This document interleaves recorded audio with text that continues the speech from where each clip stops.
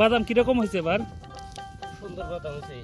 তো এবার তো অনেক কি ছিল আপনার, মানে একদম বৃষ্টি ছিল না, তো তারপরে ভালো বাদাম হয়েছে নাকি? বৃষ্টি যদি থাকতো তাহলে আরো ভালো হতো বাদাম। এটা বুনছিলেন কোন সময়? আরো ভালো ভালো হতো, আরো আগে তুলে উঠে যেত বাদাম। বুনছিলেন কোন সময়?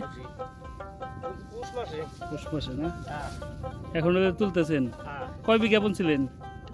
পাইকারি। কাহিসারি না? খরচ হয়েছে কিরকম? খরচ হয়েছে প্রচুর। প্রতি বিঘা কিরকম খরচ হয়? প্রতি বিঘে 12,000 টাকার মতো কিনছি। আচ্ছা আচ্ছা। 4 বিঘায় মোটামুটি 25-30,000 টাকা খরচা হয়ে গেছে। বেসপের মোটামুটি কিরকম দামে? বাদামের দাম তো কমই। 5-6 হাজার। 3,000-4,000 টাকা মন।